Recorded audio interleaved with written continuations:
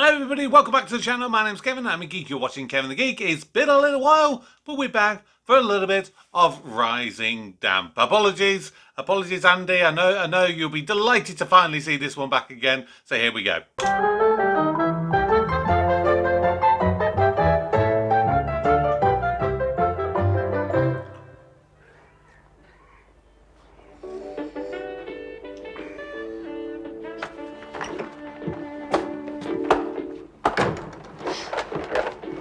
It's no good, I can't concentrate. Spooner's had that radio on and off all night. Well, why didn't you tell him about it? What, me tell Spooner? He's a professional wrestler, mate. My body don't bend easily these days. I'm sure it'd be reasonable. Well, I'm not. Ever since he's had his leg in plaster, it's been impossible. He blames the whole medical profession just because it itches. I don't think he'd be quite so angry if he'd have done it in the ring, but tripping over the cat, that's what really annoys him. Yeah. He blames Rigsby. He says that cat's Rigsby's evil spirit. He's going to wring its neck. He'll do it too, you know. Spooner was a Red Devil. Who are they? Airborne division during the war. Oh, the parachute boys. I don't think Spooner bothered with a parachute. He's as hard as nails. He's the one who used to lay across the barbed wire for everyone else to run over. He used to break doors down with his head. I'm not telling him to turn his radio down. Come on, Vienna. Stand about on the stairs like that. We don't want another accident, do we? Who's a naughty boy? Mr. Rigsby, Oh. I really must complain about Mr. Spooner's radio. It was on all last night. Yes, I'll tell him about it, Miss Jones. Yes, it's his leg, you see, he can't scratch it. How Radio Luxembourg's going to help. I hardly closed my eyes last night. Never known that, Miss Jones. You look morning fresh as usual. But I don't feel it. I feel shattered. I'm not surprised the stuff you get on the wireless these days. I mean, where have all the decent programmes gone to, eh? What happened to In Town Tonight? Sure, I don't know, Mr. Rigsby. That was before my time. And what about And Uncle before Mac? mine. Good night, children, everyone. Still brings a lump to the throat, eh? Well, if you could have a word with Mr. Spooner. No sooner said than done, Miss Jones. Thank you. And if you find you can't sleep, you knock on my door, all right? I don't sleep much myself, not since Anzio. I'll make a cup of tea, we can have a chat about the old days. Oh, well, Mr. Rigsby, I don't think our old days are quite the same. In fact, I have very few old days. Woof. Go on, Vienna. Go on, off you go. Go on. I don't think Uncle Spooner wants to see you at the moment. I don't think he'd have you tried out. Yes. What do you want? Oh, hello, Spooner. How you feeling? I'll give you 3 guesses, Rigby. Does it hurt? What do you think? Of course it hurts. What do you think it's doing? Throbbing like mad. All I can do is sit here staring at the goldfish. Oh, yeah. Funny pets, goldfish. They don't trip you up on the stairs, though, do they? That's true. Oh, well, never mind. Hey, that throbbing's a good sign, eh? Shows it's getting better. Eh? Back in the ring in no time, eh, Spooner? Do you want me to autograph it? Hey? Your leg. No, they do that in hospital. It provides a bit of amusement. You touch that leg, Rigsby, and I'll provide you with a bit of amusement. Whoa. I hope you're not bearing a grievance, Spooner. I mean, you can't blame me and you can't blame Vienna. It's not his fault you didn't see him. I can't put lights on him, can I? And, I know you feel sorry for you. He likes you, Spooner. That's why he rubbed against your legs. Oh, he rubbed against my legs, all right. And I brought him up to see you, and you know his fur gets up your nose. Anyway, as long as you don't bear him any ill will. Do you know what I'm going to do, Rigsby, when I get out of this plaster? No. I'm going to get hold of that flea-ridden monster and wring his scruffy neck. And then you know what I'm going to do? I'm going to beat you to death with a carcass. Hey, now listen, I wouldn't touch Vienna if I were you, mate. Anything happens to him, what about his little friends, eh? Where will they go? They'll be after you. All 30,000 of you, you know the sound of marching feet, then, Spoon. So much for telling him about his radio. Hey, you. When are you going to tell Spooner about that radio? No. 5 minutes ago. You must make allowances, the man's suffering. So are we. You've got to at least tell him to turn it down. You know your soul, don't you? You never stop complaining. Nothing suits you. The room doesn't suit you, the furniture doesn't suit you. What furniture? I mean, they have got a point, considering the fact that the radio is like right next to it. 'Cause at first I was thinking, is it like that it's across the room so we can't really get up and get to it? But no, it's literally millimetres away from him. Just literally have a modicum of respect and turn it down. What do you expect for the money you pay, G-Plan? I suppose you like lights shining through polystyrene, occasional coffee tables, no drapes. Settle for a few cushions. Cushions? You won't be satisfied. This place looks like the inside of a Turkish brothel. If I'd have put any more furniture in here, you'd been overcrowded. And whose fault's that? Exactly. Well, of course, I know tensions must arise. Up here, under the circumstances, of course. What circumstances? Well, nerves about to get taut, aren't they? You know, different ethnic groups, alien cultures. Do you mean because I'm black, Rigsby? Did I say that? Did that word pass my lips? Oh, no. Oh, no, we have to be very careful these days, don't we? Look what happened to Enid Blyton. What happened to you? Brighton got to do with it. She got into trouble because Noddy didn't like gollywog. I don't know what it is. Like the problem is, like, I have a lot of annoyance towards the furor that surrounds Enid Blyton. Yeah, because there's so many schools that, like, even one of the schools I used to teach at, they're very much like, no, Enid Blyton's banned. She's old-fashioned. She's racist. She's this, that, and the other. I'm like, you know, I mean, like, you take a show like this. This could be considered racist by today's standards, but you've got to take into consideration the language that was used at the time and take it with a pinch of salt. Like, gollywogs, yes, absolutely. The idea of gollywogs is wrong. You know, it was something of its time. Can you? I don't know. I mean, things like the Famous Five, like when people would have complaints about that, and the fact that like Anne, who was the youngest, you know, they take offence at it because it's like, oh yeah, Anne likes to mother them. Yes, because of the era in which it was set, women, particularly girls, really did want to grow up to be a housewife. Is that wrong? Maybe. You could say it is not very gender equality and is maybe a bit sexist. But that's what it was at the time. Her writing reflects the writing of the time. But at the same time, I still found so much of the stuff there magical. So much of her writing just, it gave a sense of adventure and wonderment. And as a child, that's all you think about. You know, you're not worried about going, oh, is it really bad that they're calling this character by a certain thing? Or, you know, that the woman is wanting to be a housewife. No, you're just like going, oh, there's a bunch of kids and they're going off cycling and, oh, one of them gets kidnapped. Oh, we need to go and rescue him. Oh, he's been rescued. Hallelujah, we've saved the day.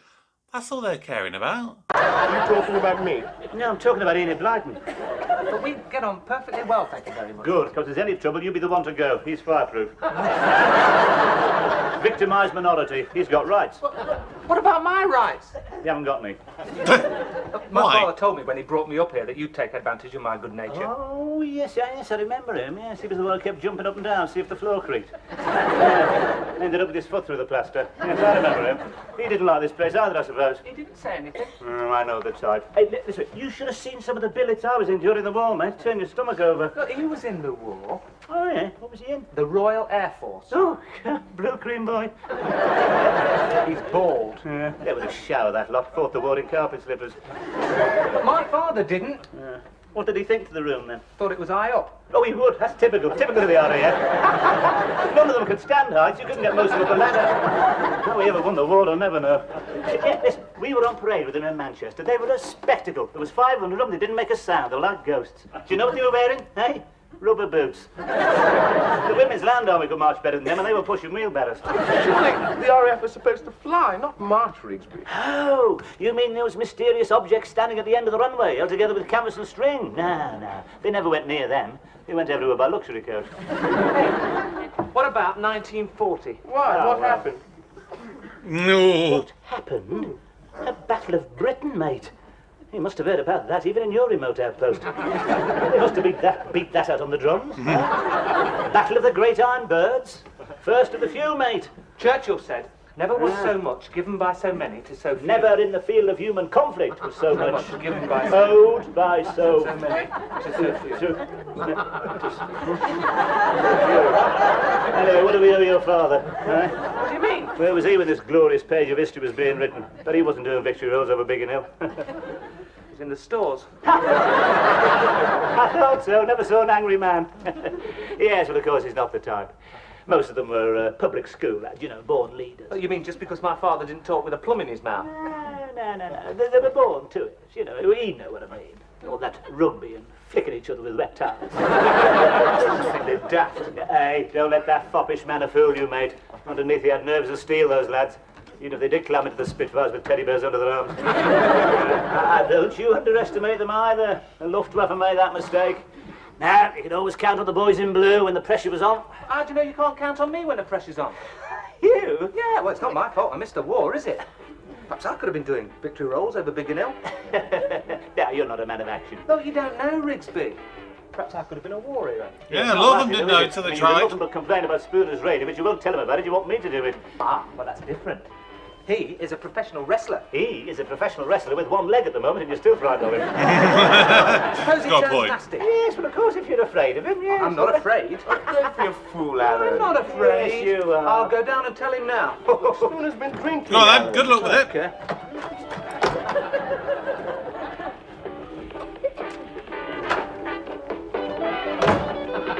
Hello, Spooner. What do you want? How's your leg? I've been looking at it. I think they've turned it the wrong way. I'll end up walking like a penguin. Right, I shouldn't worry about it, Spooner. They know what they're doing. Spooner, about that transistor. What about it? Can I borrow it? No. It's all I've got, that and the gold. Remember, you were a red devil. Well, that was a long time ago. I get dizzy stepping off a pavement nowadays. How many jumps have you had? Eh? Oh, 56. Crikey. Yeah, I could come right down for 3,000 feet and land on a sixpence. One mistake and they'd be scraping you off the tarmac like strawberry jam. And in all that time, I never so much as twisted my ankle. I was taught to fall, you see. Came down those stairs like a sack of potatoes. Well, I wasn't expecting it, was I? That mangy cat. I think Rigsby taught him to do that, you know. Probably. Well, I mean, if you want any help, Spooner, you know, like peeling your spuds, getting your medicine, all that. Yeah, well, thanks very much, Alan. You know, you're the only one round here that's shown any sympathy. Well, I like that. I mean, I can't ignore human suffering. See these hands? Trained to heal. I have this marvellous soothing quality. It's amazing how quiet people become when I get near the bed. How did that? So much for soothing hands. And it'd only just stop throbbing and all. I thought you said your hands were trained to heal. Well, they are. Well, these hands have been trained to kill. Now get out of here before I start using them. Oh, look at this, Spooner. 15 stone wrestler, you're behaving like a baby. You know what you are? Hey, you know what you are? A fake. A fake? Yeah. I always thought wrestling was fixed. Oh. Means not wrong. What happened? Can't hear anything, can you? What do you mean you told him? You're very pale. Usually am when I'm angry. Oh, I don't believe it. Don't let this foppish manner fool you, Rigsby. Underneath there are nerves of steel. I could have been up there. Over the Weald of Kent. A couple of 109s before breakfast. I looked him straight in the eye and told him it was a fake. You said that to Spooner. I can't believe it. Did you really say that? Yep. I didn't know you had the nerve. Ah. It's at times like this, Philip, when we realise what we're really made of. What's that? Damn it. It's Spooner. He's coming for me. It stopped. Oh, don't let him get me, Philip. Don't let him get me.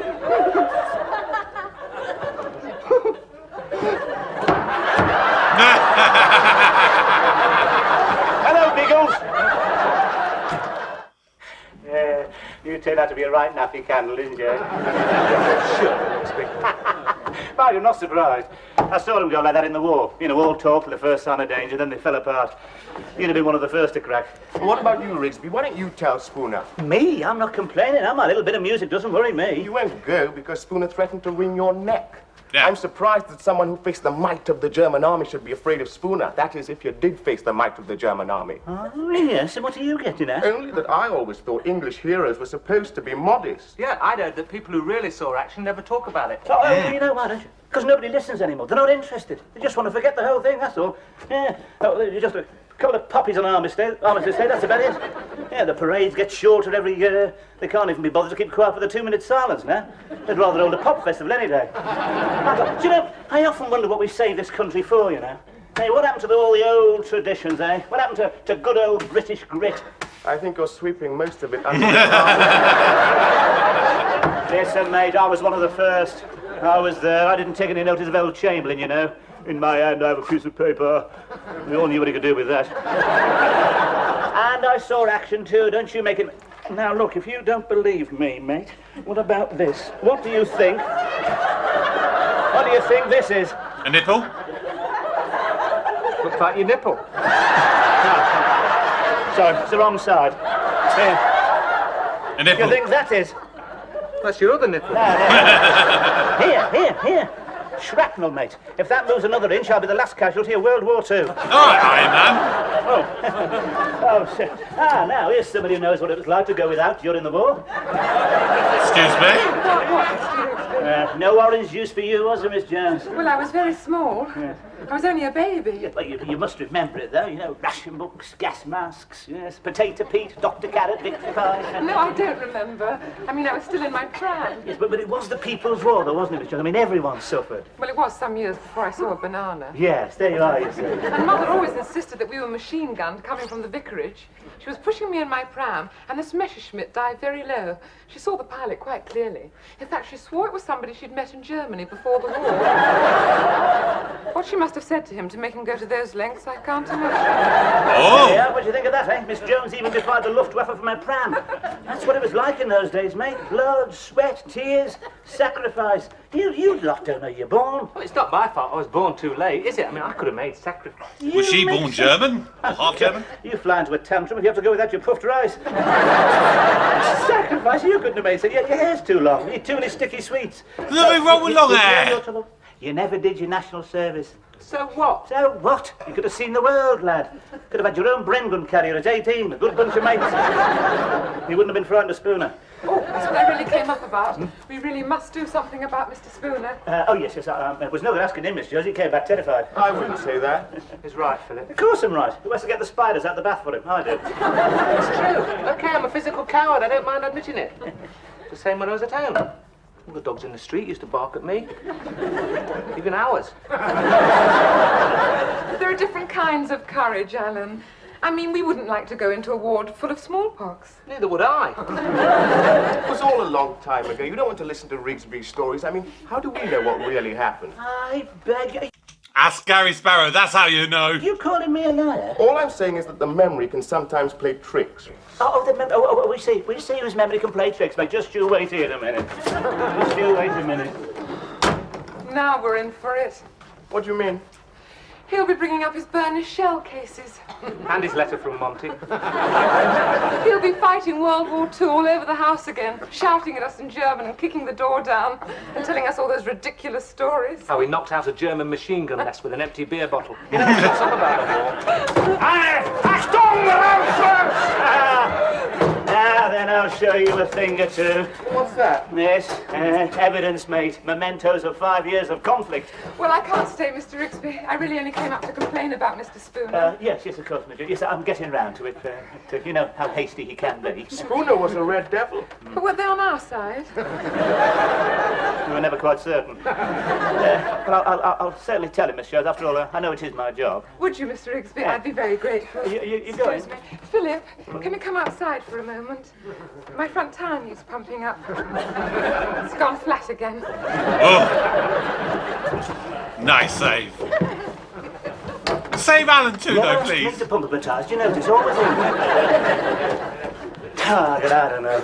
But at least I thought she'd be interested in these. Nobody's interested anymore. No. God, they soon forget what you've done for them, don't they, eh? There were no flags up for me when I came home. Just no walk out, banners Alan. across the street saying welcome home for me. I hoped I wasn't coming. What do the ever do for the war effort round here, eh? I mean, apart from that bloke opposite, nothing. What did he do? Oh, he was the first to take his railings down for scrap irons. Yeah. First to put them back up again when it was over, too. Kept them together. What's this? Oh, then. SS dagger. Sharp, isn't it? How many throats did that slit on the night of the long knives, I wonder? 0. You see, you're not used to cold steel. All this electric shaving. Oh, God, he started to sing now. I suppose I better go and tell him. I did promise her. You could do yourself a bit of good as well. She did say she'd be grateful. Yeah. What if he turns nasty, though? Take the knife Show with him what you. you're made of. Well, me to be all over the floor. You're not frightened of him, are you, Rigsby? No, Well, just because he was a red devil? It was a long time ago, you know. You've got nothing to worry about. Well, you do want to win her respect, don't you? yes, of course. Well, go on then. You know it's hard to manipulate him. London town. Get off me back! I love London town. Spooner, you know you can hear your voice all along the hall. What about it? Fantastic the way it carries, you know. Pussy. I thought you'd come in to complain about it. Complain? No, of course not, Spooner. What gave you that idea? Last fella that complained about it, I snapped him like a twig. Did you? Like a twig, eh, Spooner? He said I sang flat. You don't think I sing flat, do you, Rigsby? No, spot on. You've got a lovely voice. I'm glad about that, because I'm in a nasty mood. When I'm in a nasty mood, I'm inclined to do nasty things. Like tying people up in knots. You could see parts of your body you never knew existed. Wow. Hey, Spooner. I saw action, you know. I've seen as much action as you have, mate. Where were you when the bullets were flying? Floating around the heavens like a bloody mushroom. And don't let me have to tell you again. That's the last time, all right? Now, you keep that radio down, because you don't frighten me, Spooner. I don't know the meaning of the word, all right?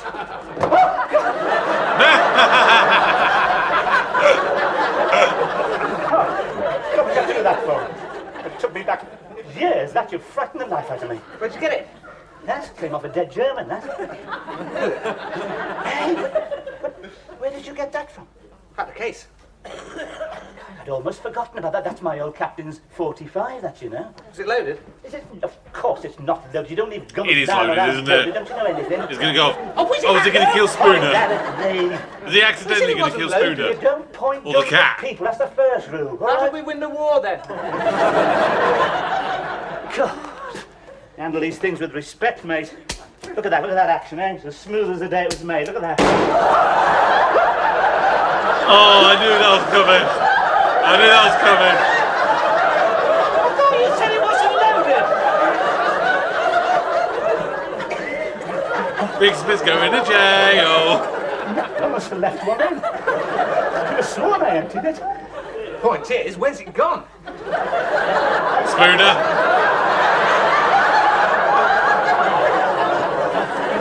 Follow the line of flight. It'll be embedded in the plaster somewhere, I expect. Hey, There's a hole in Spooner's door. what are you talking about? Oh, my God. I'll tell you something else as well. What?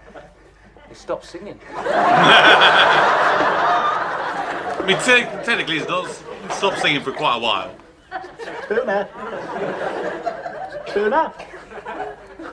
Hey. Hey. Spoon. I shot him. Are you sure? Oh, gotta know a dead man with a sea with no God, what am I gonna do? I couldn't go. I'm wondering again, is this going to be a red herring and he's like just like passed out with the booze or something? I'm too old. We've not seen it. I'm surprisingly calm under the circumstances. I thought he'd be more upset. You should have been where Spooner was. Oh, God, what am I going to do? I must have time to think. Oh, Mr. Rigsby, have you told Mr. Spooner yet? Nobody won't listen to that. Well, I can't stand it any longer. I'll tell him myself. No, you can't go in there. Why not? Rigsby's just shot him. Turn his radio down. Wasn't that rather drastic, Mr. Rigsby? I didn't mean to do it, Miss Jones. It was an accident. I didn't do it on purpose. I could never hit a barn door. Well, you said you were trained to kill. Whose side are you on?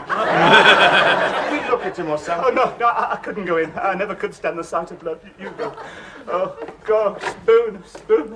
And he was so alive just a minute ago.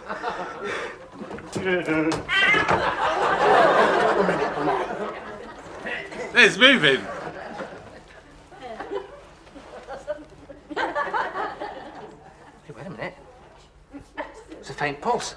There you go. It's very fast. Alan, you're holding his wristwatch.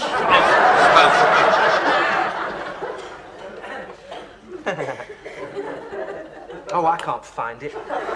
Great doctor you'll be. This is no time to be thinking about your appearance, Alan. Poor Mr. Spooner, we were so unkind to him. Can't you do anything? It's too late now. Death has cheated me again. Poor old Spooner.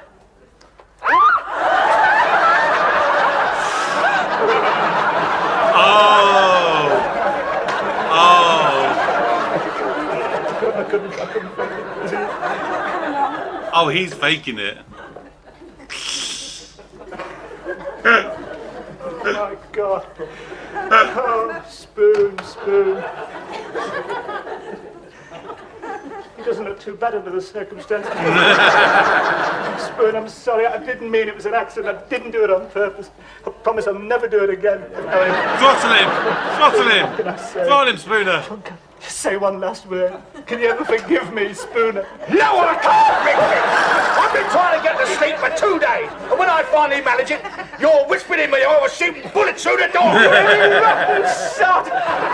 You're going to give me a heart attack. I've aged 10 years. Come on, Rigsby. I thought I'd never smile again. That's the biggest laugh I've had since I tripped over the cat. What's the matter, Rigsby? Where's your sense of humour? Can't you see the funny side of it? No, I cannot. Where'd the bullets end up then, eh? Hey, that's a point. Oh, your poor little goldfish. What? On the carpet, Mr. Spooner. Oh Don't no! just stand there, put him in water! If they don't come round, Spoon, I can have them for the cat.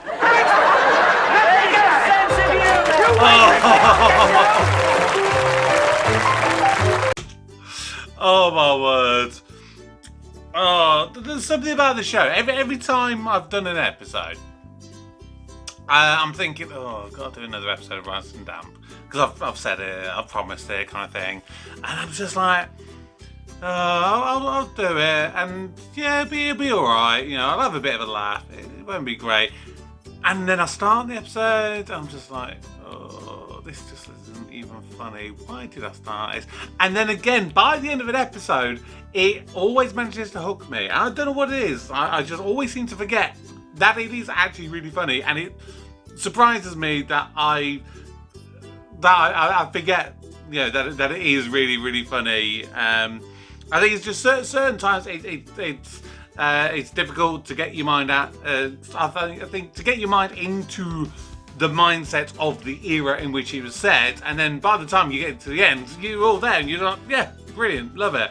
So yes, it's always a strange one to do. So there we go. There's another episode of Rising Damp. So that was series 1. It was episode number 4, and of course we will be back at some point with another episode. Can't say when. At some point. Definitely not this year. It will definitely be next year, if not the year afterwards. I doubt it'll be 2026 before I do another episode. I'm expecting another episode at least next year. So yeah, there we go. Thank you very much for joining me. Of course, drop your comments down below. Subscribe if you're new. And of course, if you want early access to my content, please consider joining the Patreon. But that's going to do it for today. Thank you very much. And for now, my name is Kevin. I am a geek. And you've been watching Kevin the Geek.